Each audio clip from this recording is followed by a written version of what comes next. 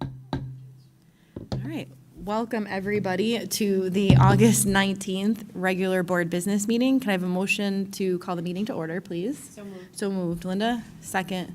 Charlie, all in favor? Aye. And may I please have a motion to move into executive session to discuss, Personnel. it is personnel and it's student Yes. disciplinary records. So moved. Charlie, second. Linda, all in favor? Aye. Aye. All right, we will be back. All right. Welcome back, everybody. Can I please get a motion to move out of executive session and into public session? So moved. Carol, second. Linda, all in favor? Aye. All right. Please stand for the pledge. I pledge Allegiance to the flag of the United States of America and to the republic for which it stands, one nation, under God, indivisible, with liberty and justice for all.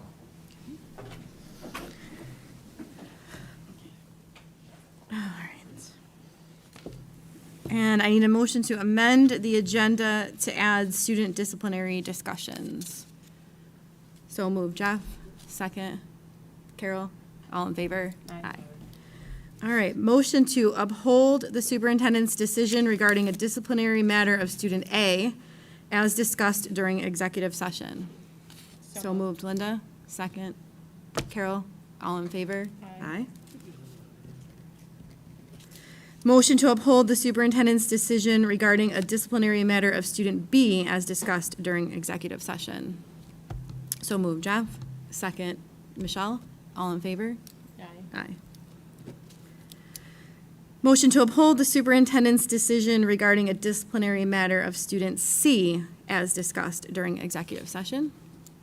So moved. Michelle, second. Jeff, all in favor? Aye. Aye. And a motion to uphold the superintendent's decision regarding a disciplinary matter of student D as discussed during the executive session. So moved. Jeff, second. Michelle, all in favor? Aye. Aye. All right. And with that, that brings us to board business and treasurer reports. I'm just gonna reload. Go for there. it. Get right in there. Fire away.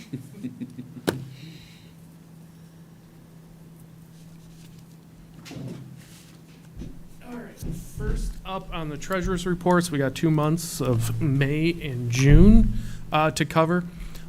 So just the common theme is we still have some strong cash flow at the end of the fiscal year for both months, so still heavily investing those cash balances to make interest earnings.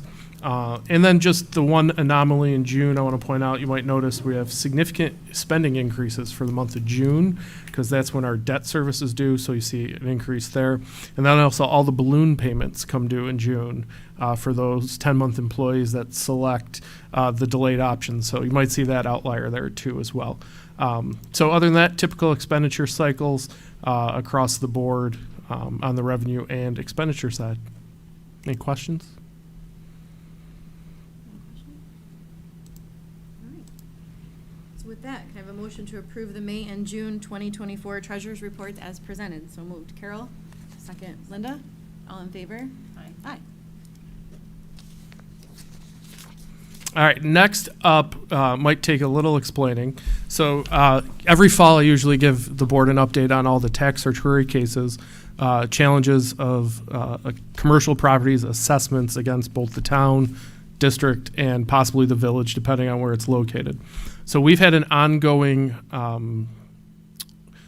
case with Heritage Christian Services over 10 May Street, which used to be Toddler's Workshop. It's called Expressive Beginnings now. They are the parent that owns that. So we went all the way to the Monroe County Supreme Court to argue the assessment, and quite surprisingly, they actually made the property wholly exempt rather than reducing the assessment as a not-for-profit. So I've laid out there what that would cost us in a refund decision, just short of $320,000. So we are going to appeal to the next step because At no point were we able to take the stand or call witnesses from Expressive Beginnings or Heritage Christian to make the case. The court just accepted their written argument and made their decision. So we are recommending filing the appeal to New York State Supreme Court. And so we need a resolution from the Board of Education to institute that. Any questions? Did they started owning that property 2017? Is that? Yeah, that's the about when whole- it transitioned Okay, over. Yep. Okay, all right, thank you. Old Railroad Junction right here in the Yep, village okay. is also Yep, yep. another way you might trigger Yep. where it is. Yep. Okay. Did you have a question, Carol? Is this typical? Um, That somebody would get 100%? This is a unique case, I would say, that the argument over tax exempt because of the business model versus an assessment reduction. So it's a little bit different. This isn't your normal, what I'm bringing to you to settle these cases, or yay, we won, or, this might be a good idea to settle this one. This one's a little unique, yep. Okay. Good. All right, with that, a motion to approve the tax cert resolution for appeal. So move, Carol. Second, Jeff. All in favor? Aye. All set. Next up is the emergency project approval. So as part of the planning for this building, SPRY, we've, part of the building condition survey, we always look at a comprehensive overview of the building systems. And actually, as we were planning for construction here and doing some of the legwork on it, our main water line from Monroe County into the building, even last year, showed some wear and tear, but not to the where it is right now. And it is corroded, it is repaired, but it needs immediate replacement. And we can't wait for SED approval for the SPRY project when we submit that and wait another year to get that going. So we're using the same funding, the $85 million project, because it was earmarked, but the emergency project resolution just allows us to fast track the work, and SED will still say it's okay. In essence, it bypasses their approval process to speed it along. Was replacing that, the scope part of the work? Yes. Okay, so we Yep. had. It was on the allowed- radar to Okay. get it done, but in the last year, the level of corrosion accelerated immensely around the junction box. Okay, thank you. Correct. And it's going to be less than $250,000 total, correct? Yeah, that's what we're approving is the $250,000. Right. It should come in under that. And that's what allows us to fast track it, correct? That's an emergency project is what gets us through the fast. It's a health and safety item. Okay, Yep, okay. yep. Perfect. All right, motion to approve the emergency project resolution. So move, Michelle. Second, Linda. All in favor? Aye. Aye.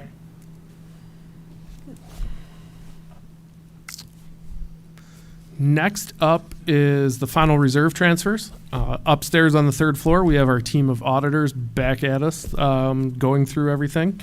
So part of the fiscal cycle is just have to do some final transfers for 23-24 once the final books are closed.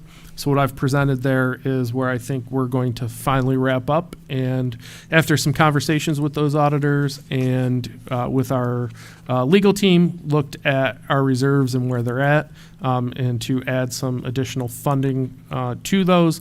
The highest being the insurance reserve, which is our reserve set aside for cybersecurity incidents. So the greatest amount of money we are transferring is into the insurance reserve. Once again, as a reminder, our capital reserve is completely capped out.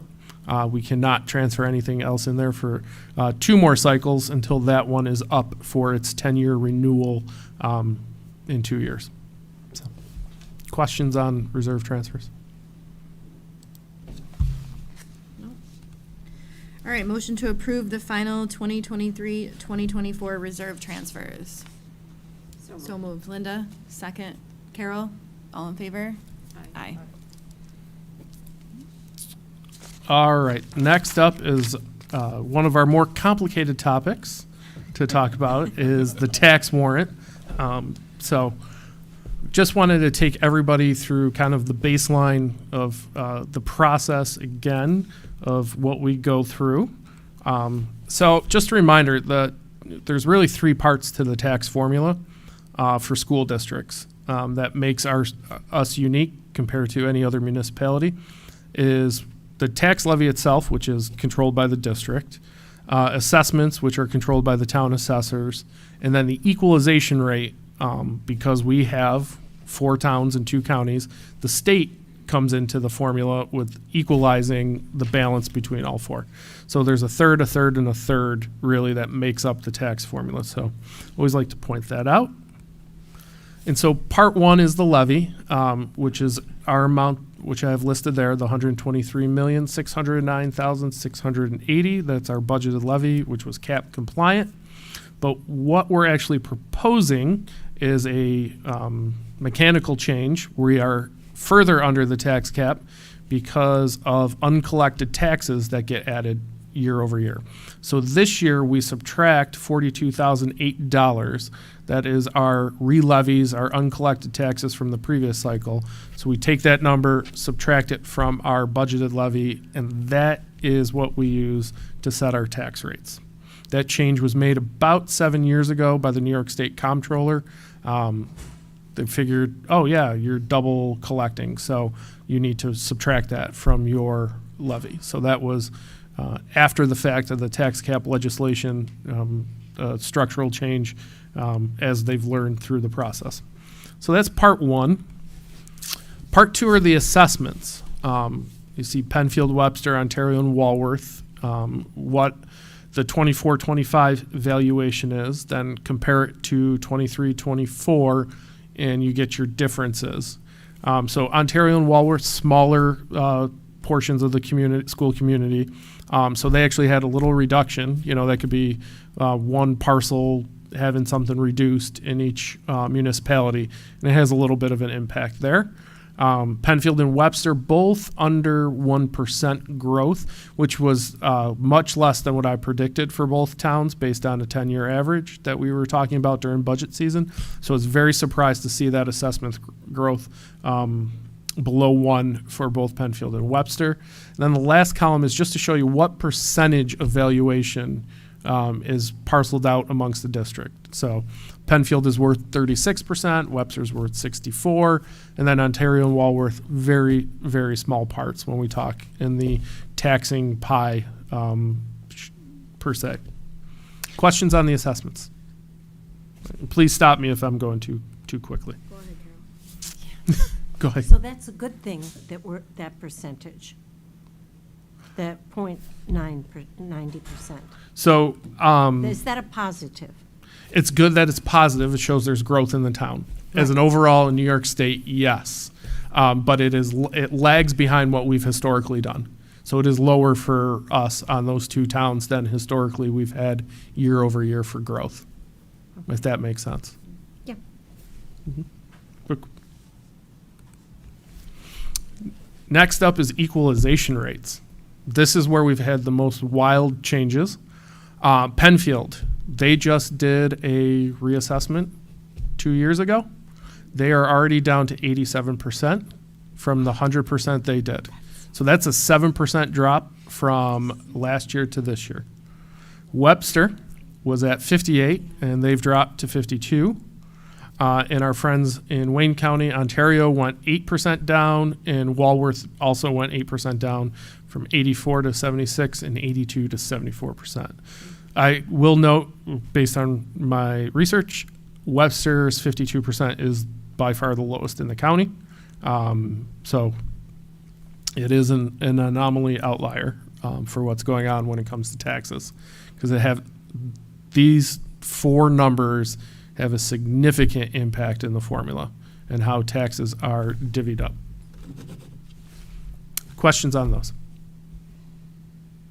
Another easier way to think about this is the state has said Penfield, yeah, you did a reassessment, but you are now 13% under market. Webster, you're 48% under market. Ontario, 24. Walworth is 26. So that's in essence what equalization rates are saying. And just for the board's information, just, this is 100% the town's decision as to when they do a re-eval, et cetera, et cetera. I do want you guys all to know that they did meet with us, and Brian did a great job of explaining to them how it would impact, you know, overall residents' taxes, but certainly the whole formula for school districts. And so I think that was a positive meeting, and I think they appreciated the meeting. And then again, that decision is their decision, not ours. But thanks, Brian, for doing that. So tax rates, gave you 2 years of history and then this year. So Penfield stays pretty even, a slight increase. I rounded, but it's really, you know, in the fourth decimal of the penny. So not much change there. Webster the tax rate gets, every time that equalization rate goes down, 6% is a huge equalization rate drop for the size of the community. So that's a 3.27% increase over last year. And then Ontario and Walworth also see above normal rate increases because of their equalization rate fluctuations, 2.21 and 2.47. So those are our 4 rates as of August 29th, based on all the 3 parts of the formula. Questions on those 3 parts? Okay.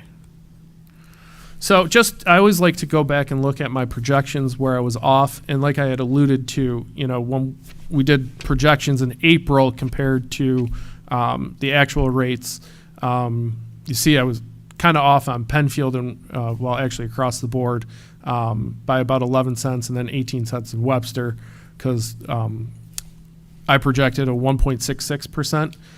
Really, assessments were up by, when you averaged them all out, only by 0.89. So that equates for the difference.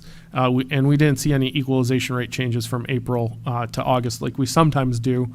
So slightly off. I always just like to show that as I go back and kind of reflect on the work we did in the budget process to what actually happens. And you can see our true tax value has gotten so low. When that true tax value is low like that, that means there is something structurally off in the formula, but not really. It just shows we have a lot of equalization rates that aren't at 100% when the true tax value is trending down. So just want to point that out. And then, so the what if. I always like to do a little bit of what if, because we are so... our rates have fluctuated because of those equalization rates. So one of the questions we get every year, what happens if towns go to 100%? So the big winner is the town of Webster inside of Webster Central School District, going from about $28.58 to $18.48. Penfield, in spite of going to 100%, snaps back up by 5.63 because that portion of the town is artificially lower because Webster's equalization rate is so low.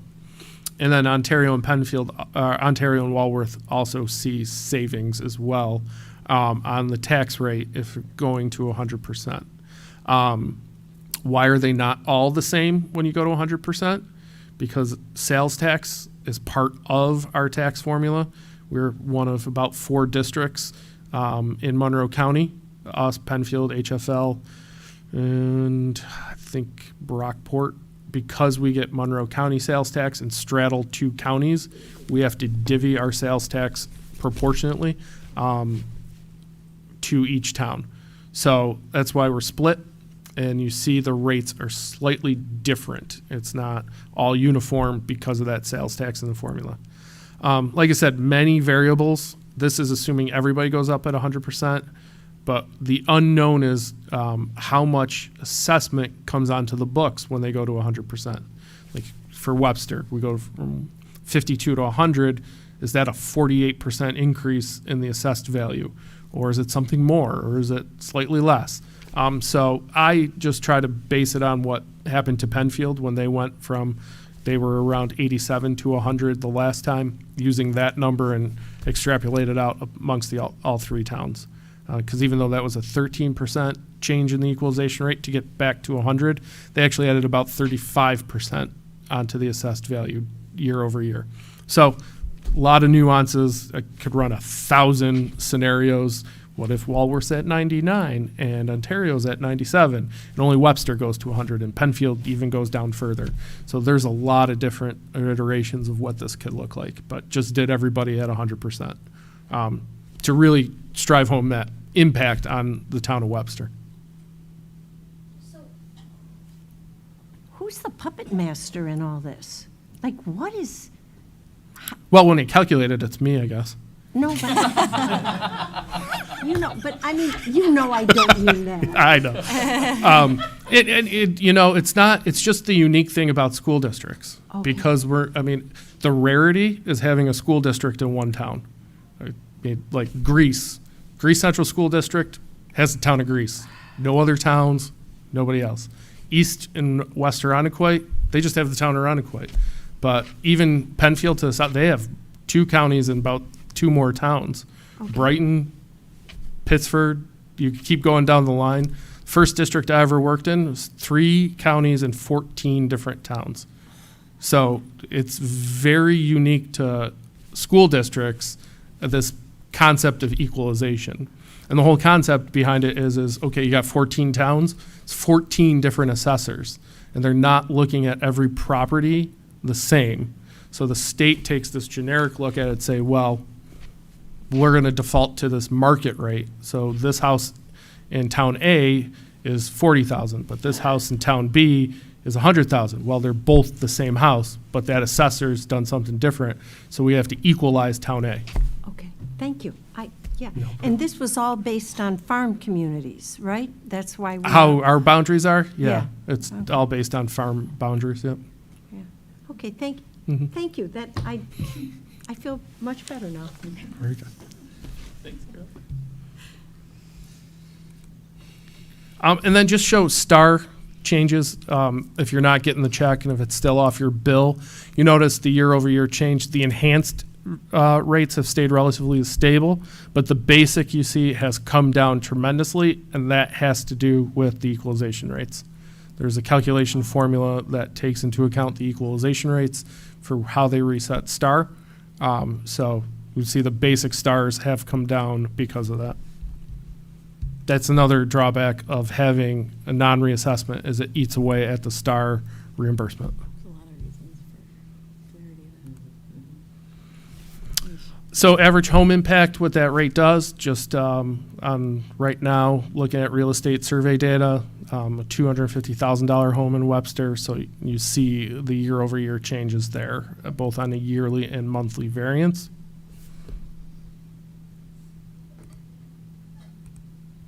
And then a couple reminders, today is August 19th. Bills go out next week. It is not unheard of for last-minute assessment changes or star changes to be made. I have on August 31st had to recalculate taxes because something was inputted into the system wrong and we got updates. So it's not unheard of that the tax bills might get to your house and look different than what you approved here today. But we will always update in September those rates after the fact because it's happened before. An assessment goes wrong in one town and we get updated information and we have to recalculate. That impacts every town.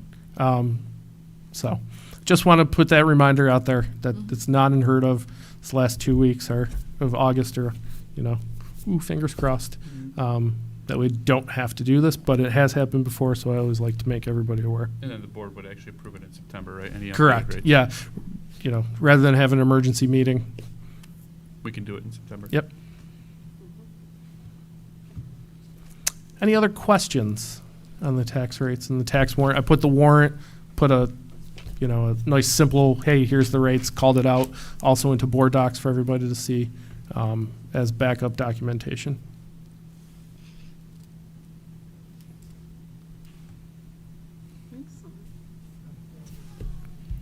Yes, thank you.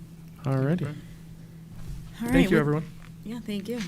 With that, a motion to approve the 2024-2025 tax warrant. So moved, Carol. Second, Linda. All in favor? Aye. Aye. All right. Brings us to the code of conduct. Mrs. Land. So every August, we look at the code of conduct for the district. I think one of the things that we're really hoping for, it's actually bullet 3 there, is that the code of conduct is really more than just a document we approve every year, really looking for what is the education plan that goes with this document. There's a lot in there as far as discipline, dress code, expectations for staff, students, and visitors on campus. And it's a document that we should all know what's in there. So number 1 is the dress code. We never implemented some changes from the 22-23 Code of Conduct Committee, so those are presented here in this draft for you to look at today. The trend in the county and actually across the state as far as dress codes go is really about making it clear what is accepted, and so that's what we've attempted to do here in our dress code. The second thing is our council has been working with us on the appeal process for short-term suspensions.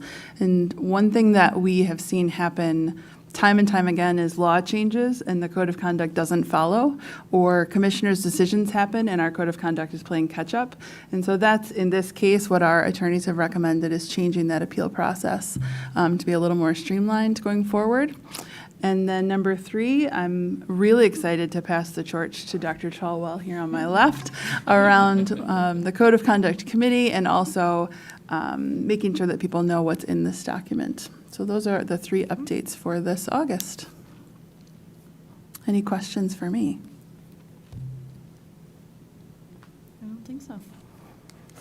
It's pretty much the same, yeah. Very similar, yep. Yep. There was a committee, it was what, 22, 23. Yeah, we've had, yeah. We overhauled Overhauled the the entire entire code thing. of conduct. It took over a year I did. to do. Yep. And so it's fairly it's really was a labor of love for a huge group, so. Much like the policy manual, right? Yeah, these are big projects. They are. Absolutely. They are. All right, with that, motion to approve the code of conduct for 2024-2025. So moved, Carol. Second, Linda. All in favor? Aye. Aye. Sorry. No, it's all right. Let's do I look left or I look right? I never know where. Sorry, back in the classroom.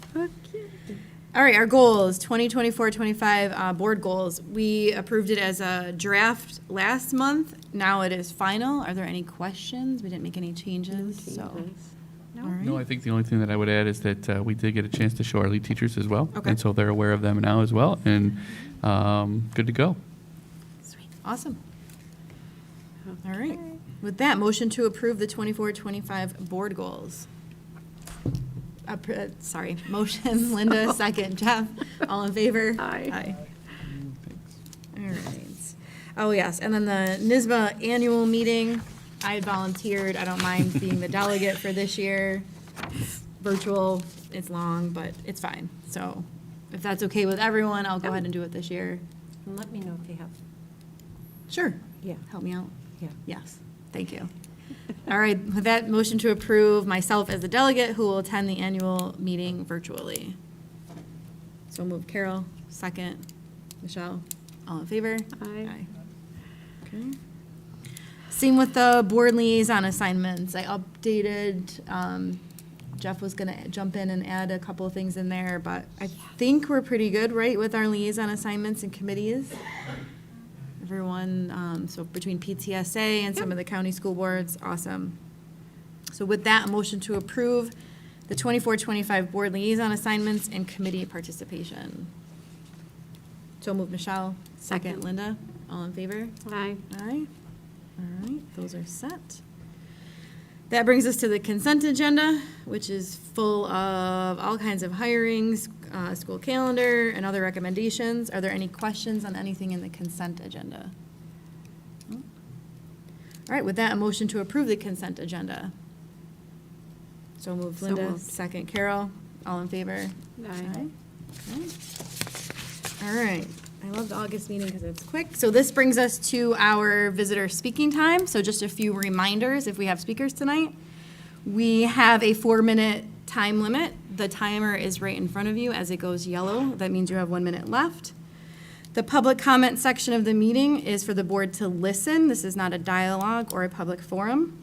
And you must refrain from discussing specific personnel, staff, or students, and adhere to the code of conduct, as stated in our public speaking policy. So with that, Heather, do we have any speakers tonight, or this morning? Not tonight. Kevin?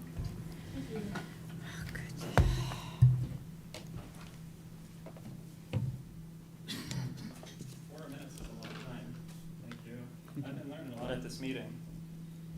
All right, I guess I'll put that up there. I think Penfield streams these meetings, if that's right. If I We remember stream them as correctly. well. Oh, really? Mm-hmm. Okay, amazing. Thank you for doing that. Thank you for all being here today. I'm going to try to just be very courteous, and I want to address an issue in the school district that many of you may be aware of. It's a very nuanced issue with having to do with the violations of the Central School District Code of Conduct and potentially even violations of New York state law. And it has to do with the distribution of harmful content in the school district catalog through the libraries. And it finally dawned on me, because I've been struggling with this concept, because I look into your catalogs in the schools, and I was looking at the books that come in, and people flag the books as they come in. And I'm looking at them, and I'm thinking, you know, it's not a big deal, like, because there's a diversity and a wide range of things that come in. But I was so disgusted and repulsed by the revolting content in one book. And the book, it doesn't even matter what it's called, but because I'm not being content specific to a book. I'm alerting you all to objective content that violates your code of conduct and may even violate New York state law in some cases. And it has to do with a book, and it depicts graphic, obscene content. And this school district isn't the only school district in the county that is procuring and distributing what I refer to as vile, disgusting smut. But we have one of the worst instances. My name is Kevin. I live over at 100 Kittleberger Park, and I'm a taxpayer here. I work here. I'm coming from more of a conservative background because I actually went to a private school in Webster Christian. And so I'm very conservative kind of background in terms of like the schooling. We would never, it wouldn't even be imagined that a school district would be procuring and distributing content that is so vulgar and repulsive and obscene that I'm mandated to report the content of it to you as a school district. I'm not saying this because I want to start any controversy, because I've been here when people have come in here and said, if you even think about changing any of these things, you're going to get sued. I don't want you to get sued. I don't want taxes to go up. But I'm looking at this disgusting content in these books, and I have a whole report on it. I can send it in. But it finally dawned on me because I administrate one of the community groups in Webster. And so, you know, I try to alert people to what's going on. And there's a whole discussion around this topic in the school district because a FOIL request was returned from this district that showed that the district is purchasing one such book that I can't even bring in an example of because it's so vulgar and obscene that it would not only get me banned from Facebook for sharing it, it would be so inappropriate for this meeting to begin with that I wouldn't even want to do that, but I still have to highlight this whole content issue because you have in your code of conduct,